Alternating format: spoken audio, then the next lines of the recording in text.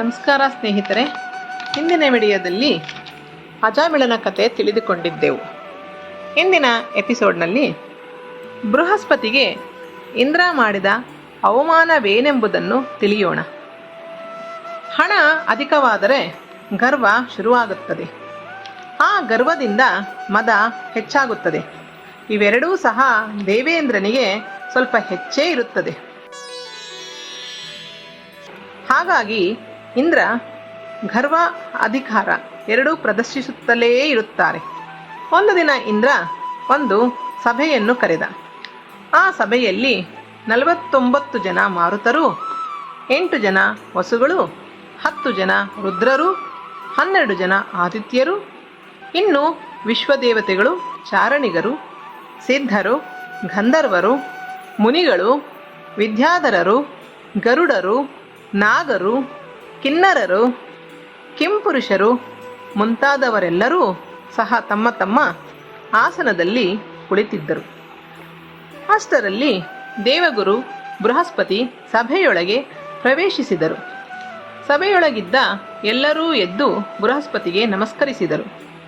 ಆದರೆ ದೇವೇಂದ್ರ ಮಾತ್ರ ನೋಡಿಯೂ ನೋಡದಂತೆ ಕುಳಿತಿದ್ದ. ಅದು ದೇವಗುರು ಬೃಹಸ್ಪತಿಗೆ ತೀವ್ರವಾದ ಅವಮಾನಕ್ಕೆ ಕಾರಣವಾಯಿತು. ಹಾಗಾಗಿ ಬೃಹಸ್ಪತಿ ಅಲ್ಲಿಂದ ಹೊರಟು ಹೋದರು. ಅವರು ಹೋದ ನಂತರ ದೇವೇಂದ್ರನಿಗೆ ಜ್ಞಾನೋದಯವಾಯಿತು. ಅಯ್ಯೋ, ಬೃಹಸ್ಪತಿ ಸಹಾಯವಿಲ್ಲದಿದ್ದರೆ ಯಾವ ರಾಕ್ಷಸರೊಂದಿಗೂ ಹೋರಾಡಿ ಗೆಲ್ಲಲಾಗುತ್ತಿರಲಿಲ್ಲ. ಅಮರಾವತಿಗೆ ರಾಜನಾದ ನನ್ನ ಪದವಿ ನನ್ನಿಂದ ದೂರವಾಗುತ್ತಿತ್ತು. ಎಷ್ಟೋ ಬಾರಿ ನನ್ನ ಪದವಿಯನ್ನು ಉಳಿಸಿದ್ದಾರೆಂದುಕೊಂಡು ಅವರ ಬಳಿ ಕ್ಷಮೆಯಾಚಿಸಲು ಹೊರಟ ಇಂದ್ರ. ಆದರೆ ಅವಮಾನಕ್ಕೊಳಗಾದ ಬೃಹಸ್ಪತಿ ತನ್ನ ನಿವೇಶನಕ್ಕೋಗಿ ಯೋಚಿಸಲು ಶುರು ಮಾಡಿದರು. ತನಗೆ ನಡೆದ ಅವಮಾನ ಸಹಿಸಲು ಸಾಧ್ಯವಾಗಲಿಲ್ಲ. ಅವರನ್ನು ಹುಡುಕುತ್ತಾ ಇಂದ್ರ ಬರುತ್ತಿದ್ದಾನೆಂಬ ವಿಷಯ ಅವರಿಗೆ ತಿಳಿಯಿತು. ಇಂದ್ರನಿಗೆ ತಾನು ಸಿಗಬಾರದೆಂದು ತೀರ್ಮಾನಿಸಿ ಅಲ್ಲಿಂದ ಮಾಯವಾದರು ಬೃಹಸ್ಪತಿಗಳು ಮಾಯವಾದರೆಂದು ತಿಳಿದು ಇಂದ್ರನಿಗೆ ಇನ್ನಷ್ಟು ಹೆದರಿಕೆಯಾಯಿತು.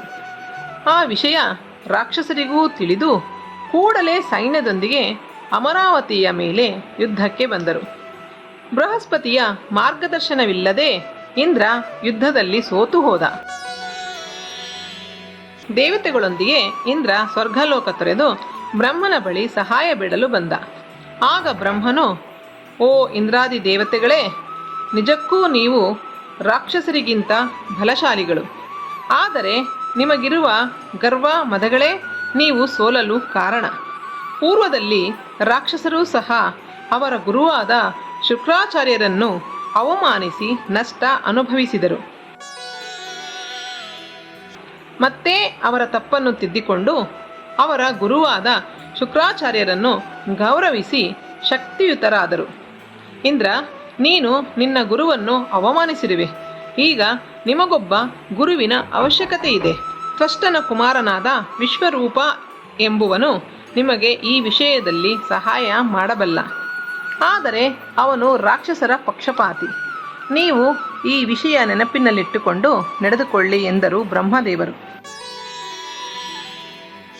ಇನ್ನು ದೇವತೆಗಳು ವಿಶ್ವರೂಪನ ಬಳಿ ಹೊರಟು ನಮಗೆ ಗುರುವಾಗಿರುವಂತೆ ಪ್ರಾರ್ಥಿಸಿದರು. ವಿಶ್ವರೂಪ ರಾಕ್ಷಸರ ಪಕ್ಷಪಾತಿಯಾಗಿದ್ದರೂ ಸಹ ದೇವತೆಗಳ ಪ್ರಾರ್ಥನೆಗೆ ಕರಗಿ ಅವರಿಗೆ ತಿಳಿದ ವೈಷ್ಣವೀ ವಿದ್ಯೆ ದೇವೇಂದ್ರನಿಗೆ ಕಲಿಸಿದರು. ಅದರ ನಂತರ ಇಂದ್ರ ರಾಕ್ಷಸ ಸೈನ್ಯದೊಂದಿಗೆ ಹೋರಾಡಿ ಜಯಗಳಿಸಿ ಮತ್ತೆ ಅಮರಾವತಿ ಗಳಿಸಿದ.